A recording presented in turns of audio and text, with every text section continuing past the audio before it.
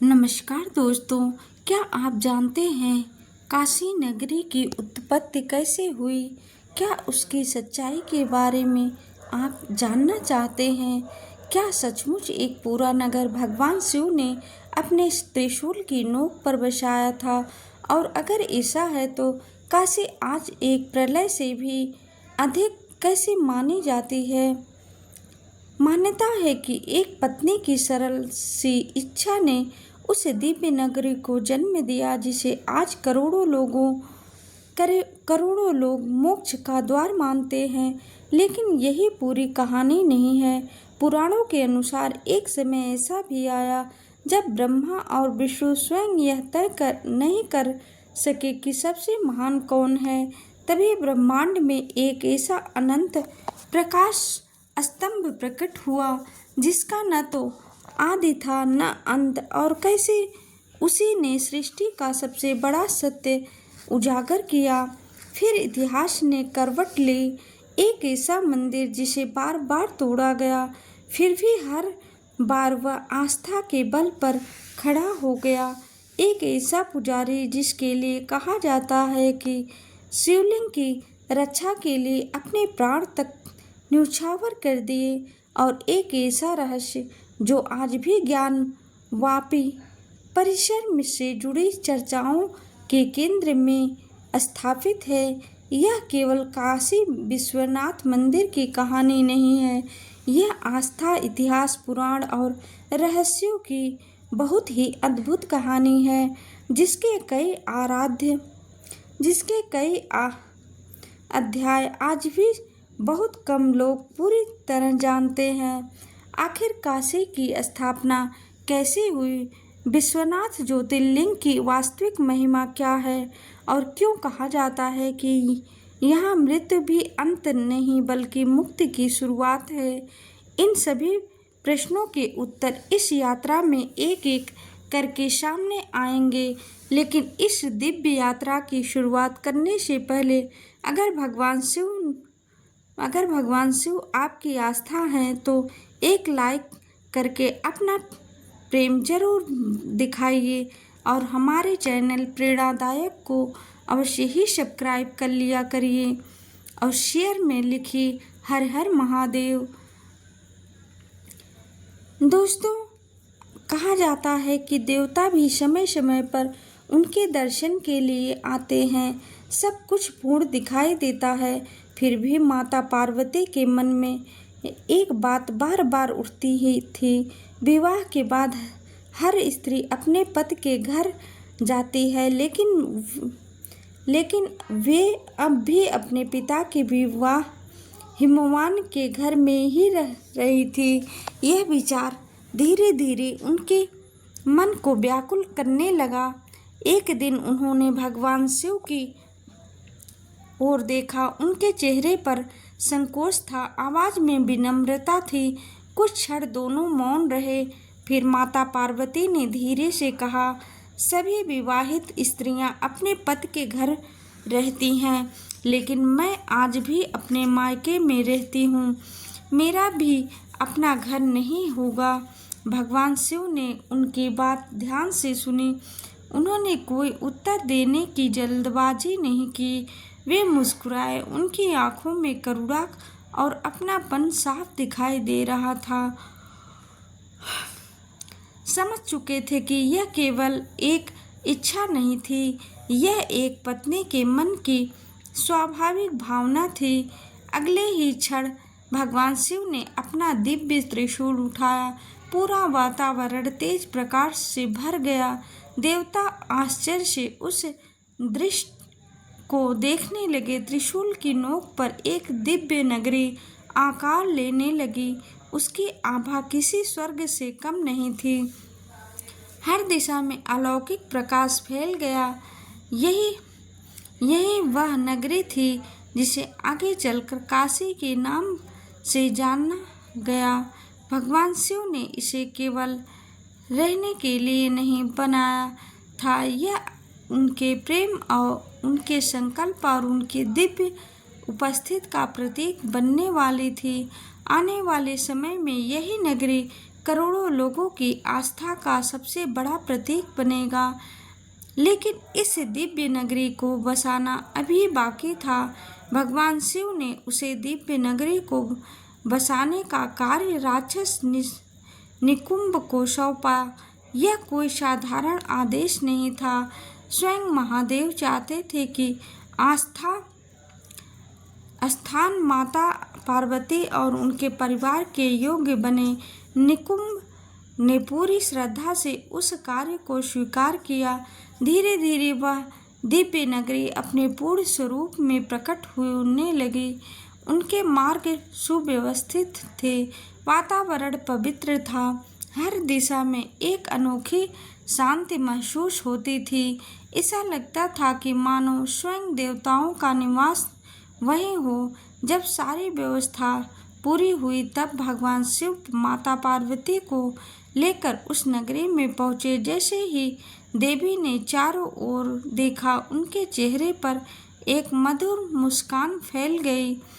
उनके आंखों में संतोष था। यह केवल एक नया घर नहीं, यह उनके वैवाहिक जीवन की नई शुरुआत थी।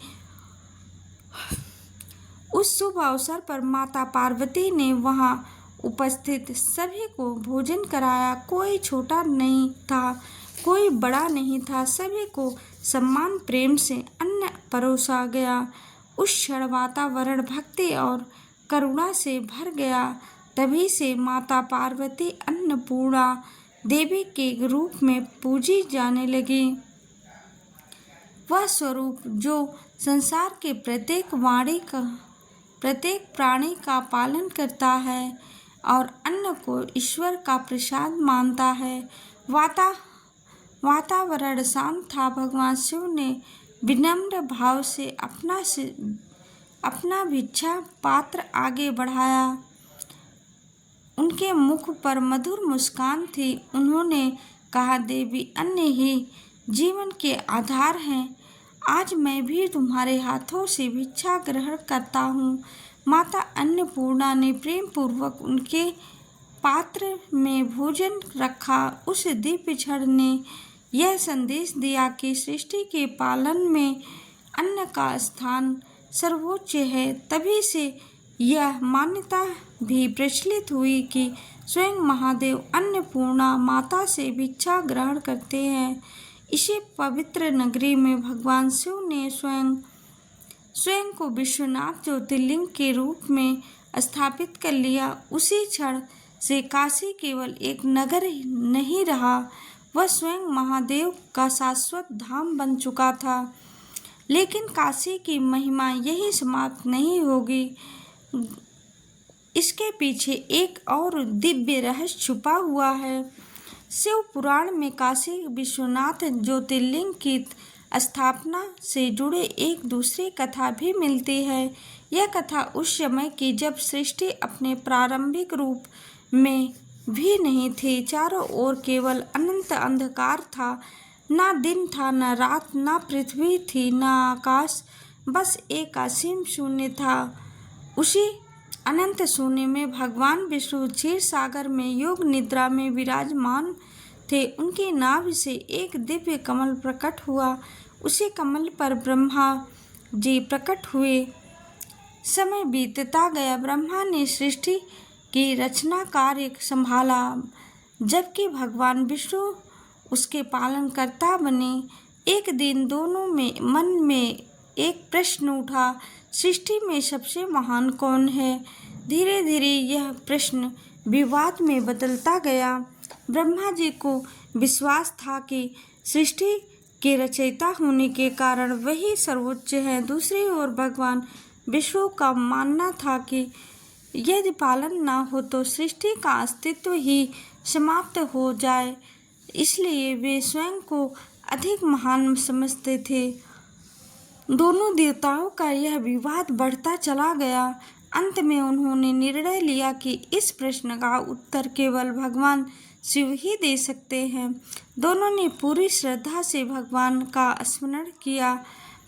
अचानक पूरा ब्रह्मांड एक तेजस्वी प्रकाश से भर उठा। उस प्रकाश का कोई आरंभ दिखाई नहीं देता था। उसका कोई अंत भी नहीं दिखाई देता था। वह एक अनंत ज्योति स्तंभ था जिसकी दिव्यता के सामने सूर्य का प्रकाश भी फीका पड़ जाए।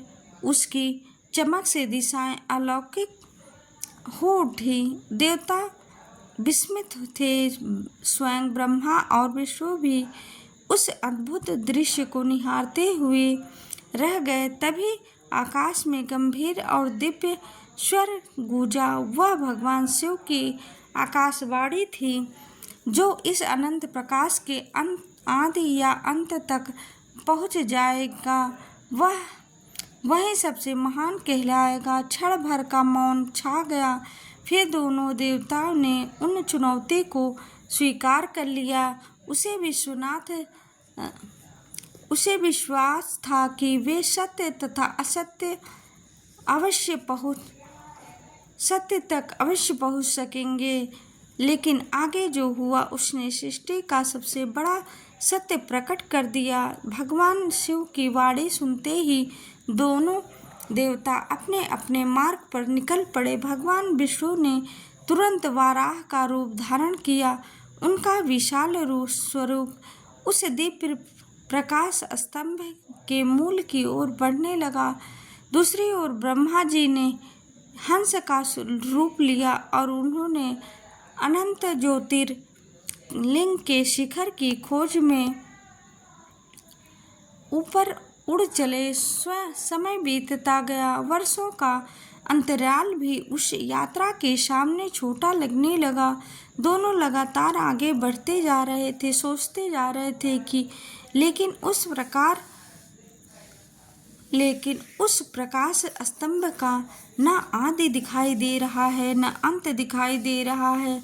वह जितना आगे बढ़ते उतना ही अनंत फैलता जाता। आखिरकार भगवान विष्णु रुक गए। उन्होंने शांत होकर उस दिव्य प्रकाश को देखा। उनके मन में अब कोई अहंकार न था, केवल श्रद्धा ही थी। प्रभु मैं अब आपके स्वरूप का अंत नहीं पा सका। आप ही अनादि है, आप ही अनंत है। मैं आपकी शरण में हूँ। उनकी वाणी में विनम्रता थी। उसी क्षण उन्होंने अपनी हार स्वीकार कर ली। उधर ब्रह्मा जी हजारों वर्षों तक उड़ते रहे, लेकिन उन्हें भी शिखर नहीं मिला। लौटते समय उनकी दृष्टि केतकी पुष्प पर पड़ी। तभी उनके मन में एक विचार आया। उन्होंने केतकी से अपने पक्ष में साक्ष्य देने का और प्रमाण देने का विनम्र निवेदन किया। फिर दोनों भगवान शिव के सामने पहुँचे। वातावरण गंभीर हो चुका था। ब्रह्मा जी ने आत्मविश्वास से कहा, मैं इस ज्योति के शिखर तक पहुँच गया हूँ। केतकी पुष्प इसका साक्षी है। कुछ पल के लिए चारों ओर गहरा मौन छा गया। अचानक वह अनंत प्रकाश सिमटने लगा। उसके मध्य से स्वयं भगवान शिव प्रकट हो चुके थे। उनके मुख पर तेज था, लेकिन उनकी आंखों में ब्रह्मा के असत्य के प्रति कठोरता स्पष्ट दिखाई दे रही थी। ब्रह्मा सत्य को छोड़कर जिसने झूठ का सहारा लिया वह सम्मान का अधिकारी नहीं हो सकता। इसलिए पृथ्वी पर तुम्हारी पूजा नहीं होगी। फिर भगवान शिव ने केतकी पुष्प की ओर देखा। तुमने भी असत्य का साथ दिया है, इसलिए आज से मेरी पूजा में तुम्हें कभी अर्पित नहीं किया जाएगा। उस क्षण पूरे ब्रह्मांड ने सत्य की शक्ति और अहंकार के परिणाम को अपनी आंखों से देख लिया। लेकिन महादेव की अगली घोषणा ने काशी विश्वनाथ की सबसे बड़ी महिमा स्थापित की। भगवान विष्णु अब भी विनम्र भाव से भगवान शिव के सामने खड़े थे। उन्होंने न कोई तर्क दिया था, न कोई सफाई। उन्होंने केवल सत्य को स्वीकार किया था। उनकी इसी भक्ति और निष्कपटता से भगवान शिव असत्य अत्यंत प्रसन्न हुए। महादेव ने उनकी ओर स्नेह से देखा और कहा, हे विष्णु, जिसने सत्य को अपनाया वही वास्तव में महान है। तुम सृष्टि के पालनकर्ता बने रहोगे। मेरी कृपा सदा तुम्हारे साथ रहेगी। भगवान विष्णु ने सिर झुका दिया। पूरे ब्रह्मांड में एक दिव्य शांति फैल गई।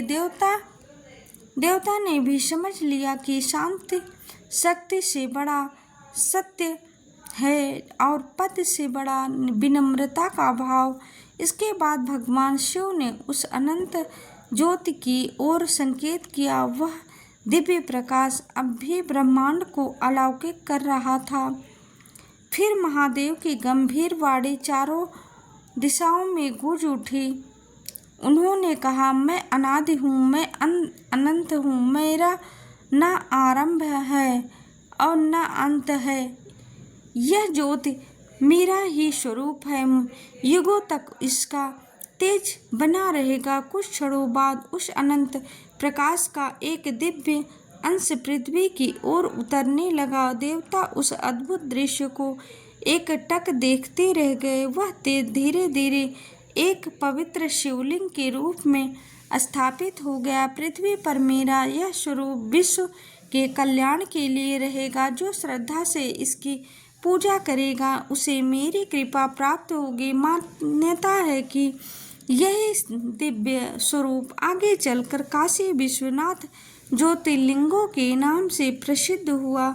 इसलिए इसे केवल मंदिर का शिवलिंग नहीं माना जाता, बल्कि स्वयं भगवान शिव के अनंत प्रकाश का अंश समझा जाता है। यही कारण है कि काशी विश्वनाथ 12 ज्योतिर्लिंगों में विशेष स्थान रखता है और इसकी महिमा सृष्टि के प्रारंभ से लेकर प्रलय तक अविनाशी मानी जाती है। युग बदलते रहे, राजाओं के राज्य बदलते रहे, सभ्यताएं बनी और मिट गई, लेकिन काशी की महिमा और विश्वनाथ के प्रति लोगों की आस्था बनी रही, कभी समाप्त नहीं हुई। अब समय था इस इतिहास को समझने का, जिसने इस दिव्य धाम को अनेक बार परीक्षा की अग्नि से गुजारा। अब कथा पुराणों से निकलकर इतिहास के उन पन्नों में प्रवेश करते हैं जहां आस्था और संघर्ष साथ साथ चलते हैं। काशी विश्वनाथ मंदिर को अनादिकाल से भगवान शिव का धाम माना जाता है, लेकिन जब इतिहास के प्रमाणों पर दृष्टि डालते हैं तो इसके निर्माण और पुनर्निर्माण की कई घटनाएं सामने आती हैं। अलग अलग कालखंडों में अनेक राजाओं ने इस मंदिर की सेवा की और समय समय पर इसका जीर्णोद्धार कराया। ऐतिहासिक मान्यता के अनुसार काशी विश्वनाथ मंदिर का सबसे पहला निर्माण सम्राट विक्रमादित्य ने करवाया था। समय बीतता गया, मंदिर में निरंतर पूजा होती रही। फिर ईसा पूर्व 11वीं शताब्दी के आसपास राजा हरिश्चंद्र ने इसका जीर्णोद्धार कराया। कई ऐतिहासिक ग्रंथों में इस घटना का उल्लेख मिलता है।